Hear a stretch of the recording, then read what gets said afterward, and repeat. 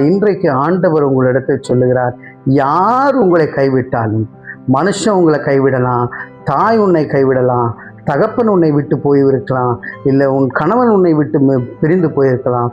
யார் உன்னை கைவிட்டாலும் உலக பரியந்தம் சகல நாட்களிலும் நான் உன் கூடனே இருக்கிறேன் என்று தேவன் சொல்லுகிறார். பிரியமானவர்களே, மத்தேயு 28வது அதிகாரம் 20வது வசனத்திலே, நான் உங்களுக்கு கட்டளையிட்ட யாவையும் அவர்கள் கை கொள்ளும்படி அவர்களுக்கு உபதேசம் பண்ணுங்கள். இதோ உலகத்தின் முடிவு பரியந்தம் சகல நாட்களும் நான் உங்களுடனே கூட இருக்கிறேன் என்றார். ஒரு பெரிய வாக்குத்தத்தத்தை சொல்லி இந்த மத்தேயு சுவிசேஷம் முடிகின்றது. இதோ உலகத்தின் சகல நாட்களில் முடிவு பரியந்தும் சகல நாட்களிலும் நான் உங்களுடனே கூட இருக்கிறேன் என்று சொல்லுகிறார். இந்த உலகம் முடிகிற வரைக்கும் நான் உன் கூட இருக்கிறேன் என்று. இன்னைக்கு நம்முடைய கணவன் அப்படி சொல்லலாம், மனைவி அப்படி சொல்லலாம், பிள்ளைகள் அப்படி சொல்லலாம், சுற்றார் சொல்லலாம், நண்பர்கள் சொல்லி இருக்கலாம். ஆனால் அவங்களுடைய சூழ்நிலை நிமித்தமாக சில பேர் அதை கடைபிடிக்க முடியாமல் பிரிந்து போகக்கூடிய உடல் பலவீனத்தினாலே, சுகவீனத்தினாலே, மரணத்தினாலே, இப்படி பல காரணத்தினாலே, இல்லை சில பேர் மூன்றாவது நபர் நம்முடைய வாழ்க்கையிலே விளையாடிட்டு போயிடுவாங்க.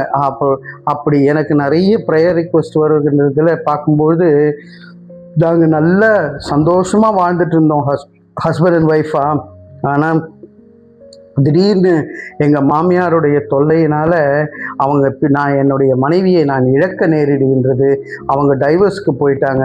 இப்படியெல்லாம் உலக பரியந்தம் சகல நாட்களில் நான் உங்க கூட இருக்கிறேன்னு வாக்குத்தத்தம் பண்ணவங்க இருக்க முடியாமல் போகக்கூடிய ஒரு சூழ்நிலை இருக்கின்றது பிரியமானவர்களே.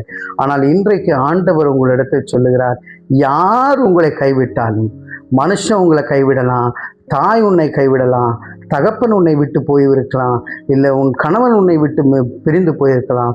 யார் உன்னை கைவிட்டாலும் உலக பரியந்தம் சகல நாட்களிலும் நான் உன் கூடனே இருக்கிறேன் என்று தேவன் சொல்லுகிறார்.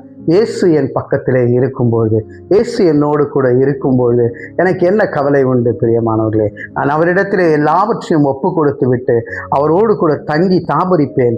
அவர் என்னுடைய தேவைகளை சந்திக்கின்றவராக இருக்கிறார்.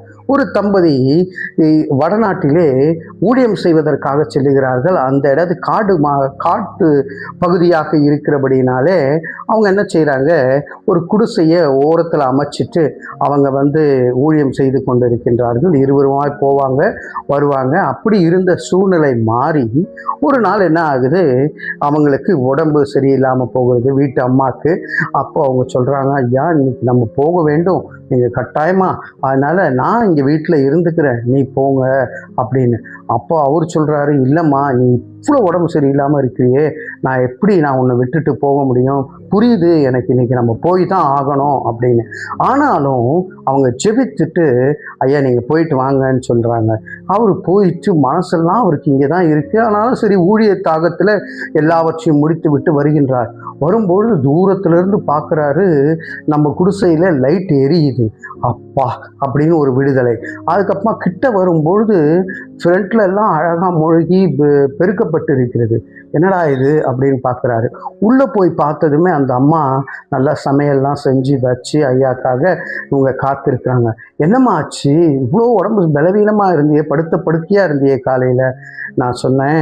அந்த அம்மா சொல்கிறாங்க, நான் அப்படி தான் இருந்தேன், ஆனால் கடவுளிடத்தில் ஜெபித்தேன், நான் உன் கூட முடிவு பரியந்தும் கடைசி நாட்கள் மட்டுமா நான் இருப்பேன்னு சொன்னேனே, நான் உடம்பை கைவிட மாட்டேன் அப்படின்னு சொல்லி எனக்கு பலனை கொடுத்தாரு, வாங்க அப்படின்னு ஊழியத்தை முடித்து சந்தோஷமாய் சாப்பிட்டு உறங்கினார்களாம். பிரியமானவர்களே, இன்னைக்கு யார் நம்மை கைவிட்டாலும் ஆண்டவர் சொல்லுகிறார், இன்றைக்கு நான் உன் கூட இருக்கிறேன் என்று சொல்லுகிறார்.